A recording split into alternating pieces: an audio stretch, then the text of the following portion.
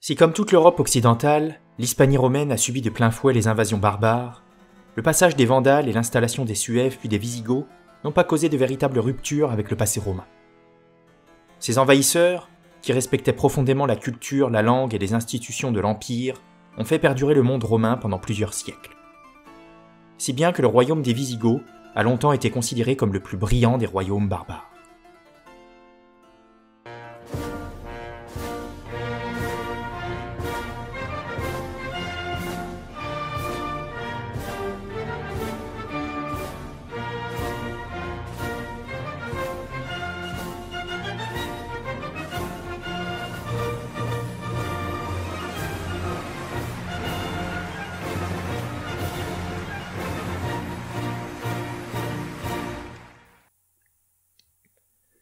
À la conquête de l'histoire.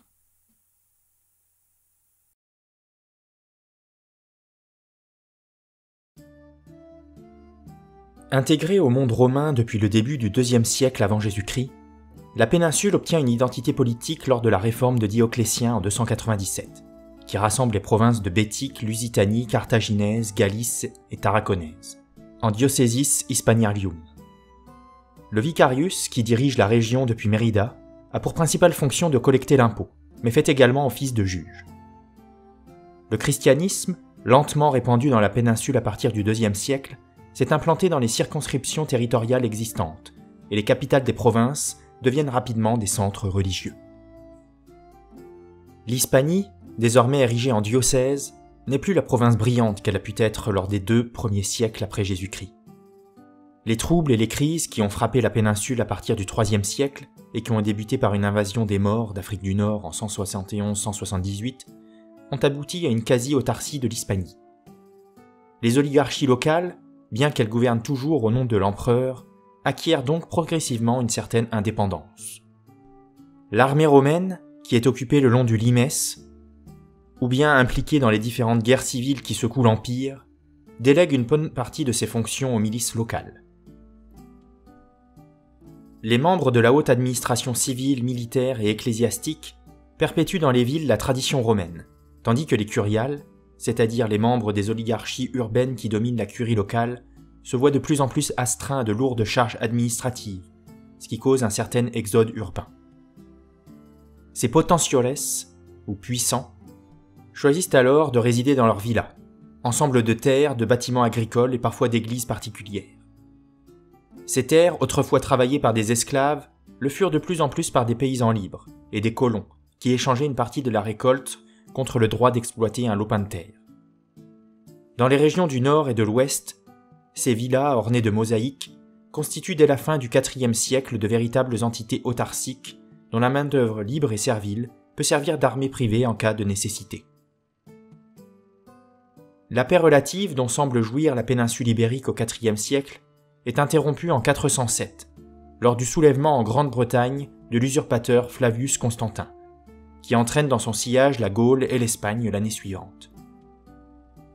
La guerre civile qui fait de nouveau rage entre les différentes factions qui veulent s'approprier le trône impérial affaiblit largement les forces romaines, qui ne peuvent empêcher les Vandales, les Suèves et les Alains de franchir les Pyrénées occidentales et d'envahir les régions septentrionales d'Hispanie, mettant fin à 5 siècles d'appartenance exclusive au monde romain. L'irruption des peuples barbares, des Germains comme les Vandales et les Suèves, mais aussi des Asiatiques comme les Alains, coïncide avec une grande épidémie de peste et ouvre une période de crise de plus d'1 siècle et demi qui ne prendra fin qu'une fois les Visigoths maîtres de l'ensemble de l'Espagne. Les 2 années qui suivent l'arrivée des barbares en Hispanie sont décrites comme des années de guerre, de massacres, de peste et d'épidémies, de famine et de spoliation, dont ont surtout à souffrir les régions peu urbanisées du nord et de l'ouest de la péninsule. Vers 411, les envahisseurs arrivent à un accord entre eux et délimitent des zones d'influence et d'exploitation. Les Vandales Hasdingues et les Suèves s'établissent en Galice, les Alains en Lusitanie et à l'ouest de la Carthaginaise, et les Vandales Silingues dans la Bétique, tandis que la Tarraconaise reste sous contrôle romain. De nouveaux venus ne vont cependant pas tarder à faire leur apparition. En 412, 2 ans après avoir pillé Rome, les Visigoths du roi Ataulf pénètrent en Gaule et fondent le royaume de Toulouse. Ces Germains, originaires de Scandinavie, se sont installés à l'embouchure de la Vistule au IIe siècle. Puis, au début du siècle suivant, arrivent sur les bords de la mer Noire, où ils reçoivent en 332 le statut de fédérati, avant de franchir le Danube en 376 sous la pression des Huns. Installés en Thrace, les Germains se rebellent contre les Romains qu'ils écrasent à Andrinople en 378, avant de se consacrer au pillage d'abord de l'Illyrie, puis de l'Italie, avant d'arriver en Gaule. Convertis au christianisme en 340, ils se séparent des barbares païens, mais ils adoptent par la suite l'arianisme, condamné par le concile de Nicée. Ils sont donc vus comme hérétiques par les Romains, qui les considèrent alors comme les barbares par excellence, bien qu'ils aient été largement civilisés au fil des siècles passés au contact de Rome. Après la mort du roi Ataulf en 415, son successeur, Valia, est chargé par les Romains de combattre les barbares en Hispanie. Les Visigoths font des ravages, et en quelques années, les Alains et les Vandales silingues sont rayés de la carte. Les Visigoths s'écartent ensuite momentanément des affaires ibériques suite à leur attribution par les Romains de l'Aquitaine. En 419, une guerre entre les Vandales asdingues et les Suèves entraîne une intervention romaine en faveur de ces derniers. Les Vandales, repoussés vers le sud, s'installent dans la partie de la Bétique et de la Carthaginaise, à laquelle ils laisseront leur nom, l'Andalousie. Par la suite, les Vandales s'emparent et pillent les Baléares, puis prennent Séville, avant de finalement prendre la décision de traverser la Méditerranée en 429. Ce sont 80 000 Germains qui s'installent alors au nord de l'Afrique pour y fonder leur royaume. Finalement, 20 ans après avoir franchi les Pyrénées, les seuls barbares qui demeurent dans la péninsule sont les Suèves, installés au nord-ouest, entre le Minho et le Duero. Le reste de l'Hispanie est de nouveau sous domination romaine.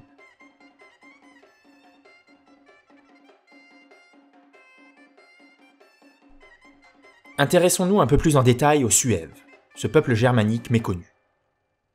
Les Suèves, installés en Galice, sont peu nombreux, entre 30 000 et 40 000, et ils contrôlent essentiellement les régions de Braga et Porto, tandis que le reste des provinces est toujours sous contrôle de l'aristocratie galaïco-romaine. Il y a peu de sources sur les rapports entre les Suèves et les autochtones, mais il semblerait qu'elles aient été plutôt pacifiques dans un premier temps, car les deux peuples avaient besoin de faire front commun contre les Vandales installés plus au sud. Dès leur départ, les Suèves entreprennent des expéditions de pillage dans le sud de la Galice. Mérida est conquise en 440, puis Séville l'année suivante, et une grande partie des provinces occidentales tombent sous la domination suève, malgré les expéditions romaines pour leur barrer la route. Le roi wisigoth Théodoric II, installé à Toulouse, organise une expédition de mise au pas des Suèves, qu'il écrase à la bataille de la rivière Obrigo en 456. Il fait exécuter leur roi, puis repart pour l'Aquitaine, sans oublier de piller et dévaster les régions d'Astorga et de Palencia sur son passage. Au cours de la première moitié du Ve siècle, les Suèves fusionnent rapidement avec la population autochtone, qui s'identifie aux nouveaux venus. L'absence d'urbanisation romaine dans la plus grande partie de la province et la faiblesse d'une économie largement dépendante de la cueillette et d'une agriculture extensive peuvent expliquer la faible résistance des populations locales, encore peu sédentarisées. Par ailleurs, les expéditions de pillage organisées par les Suèves par la suite apportent aux Galiciens des ressources supplémentaires qui favorisent l'acceptation des Germains. On l'a vu, les Visigoths de Théodoric II, pour le moment installés à Toulouse, font des incursions régulières de l'autre côté des Pyrénées, soit à la demande des Romains, soit de leurs propres chefs. Au lendemain de la chute définitive de l'Empire romain en 476, Euric, successeur de Théodoric, envahit la Tarraconaise et la place sous l'autorité des Visigoths. Hormis venant de l'aristocratie locale, il n'y a guère d'opposition de la population. Le roi continue de résider à Toulouse et les Visigoths, qui s'établissent en Hispanie, reçoivent des terres appartenant au fisc ou confisquées aux grandes familles qui s'opposaient aux nouveaux venus. Le pouvoir exercé par les Germains n'exclut pas les oligarchies locales, ce qui favorise leur acceptation par la population hispano-romaine. Sous le règne d'Alaric II, c'est à leurs puissants voisins du nord que les Visigoths font face, les Francs de Clovis. Nouvellement converti au catholicisme, Clovis bénéficie de la sympathie du clergé, et ses succès militaires contre les Visigoths poussent une partie de ces derniers à émigrer de l'autre côté des Pyrénées, principalement dans le nord de la péninsule. Petit à petit, le centre de gravité du pouvoir se déplace de la côte méditerranéenne vers Tolède, au centre de l'Hispanie. 507 sera une année décisive pour les deux peuples germaniques, mais aussi pour l'avenir de l'Europe occidentale. Au début du VIe siècle, l'Europe est en pleine mutation. Les Francs, menés par le roi Clovis, cherchent à agrandir leur territoire et à consolider leur pouvoir en Gaule.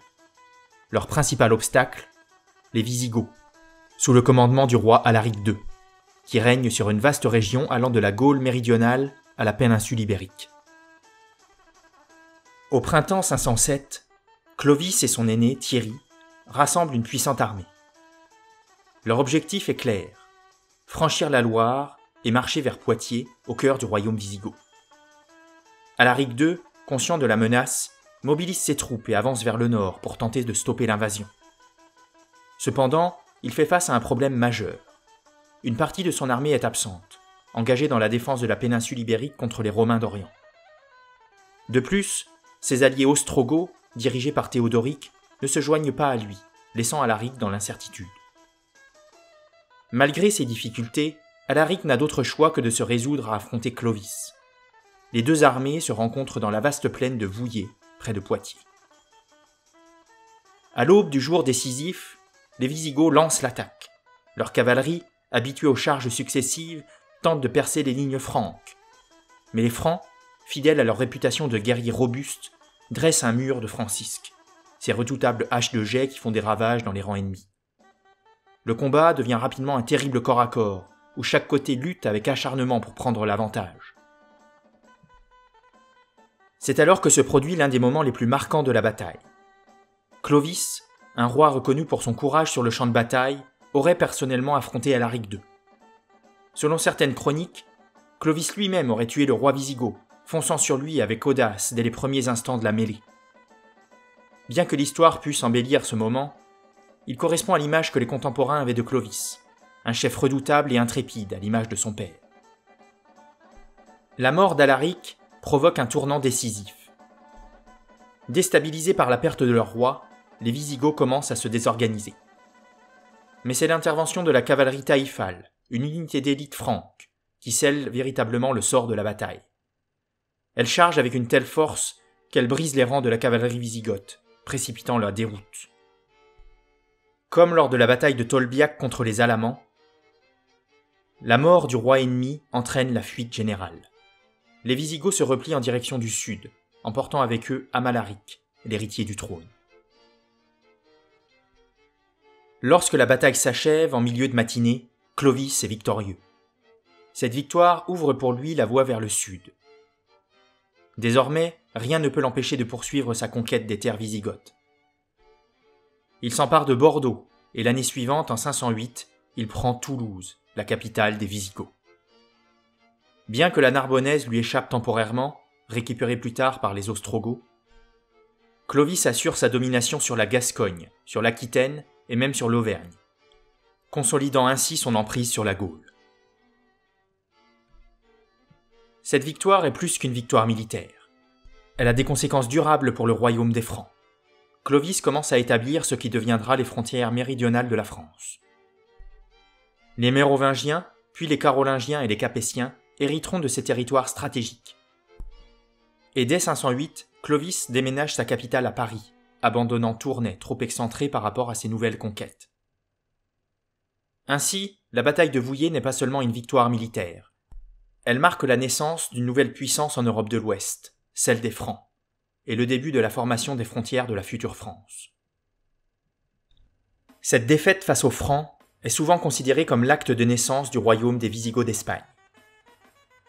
Mais si les Wisigoths n'exercent désormais plus le pouvoir que sur la péninsule ibérique et la Septimanie, ils sont placés pendant plusieurs décennies sous la tutelle des Ostrogoths du roi Théodoric II, qui dirige l'Italie.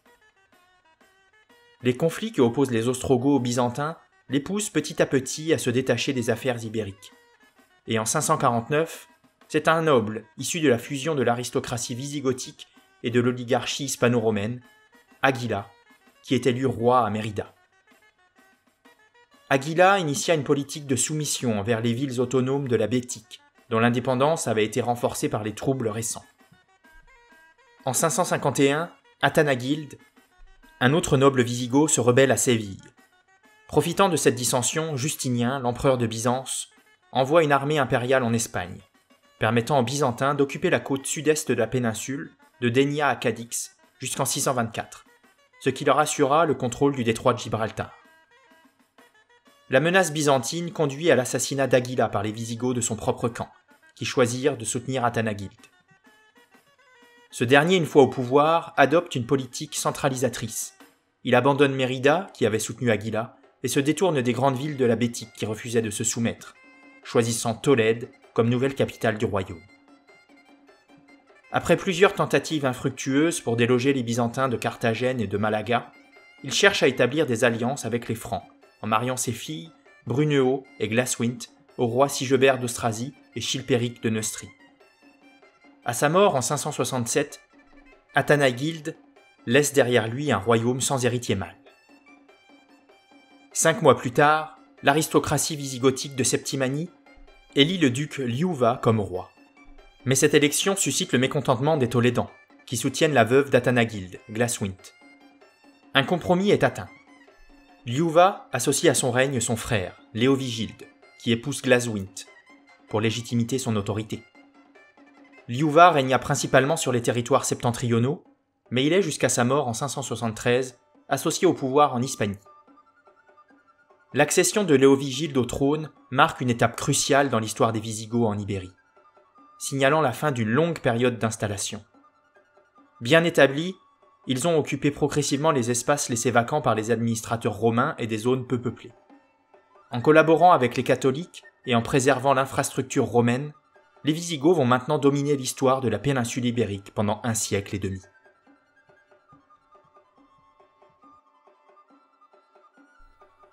Merci à tous les tipeurs qui soutiennent mon travail et qui participent au développement de la chaîne, et à bientôt pour le prochain épisode.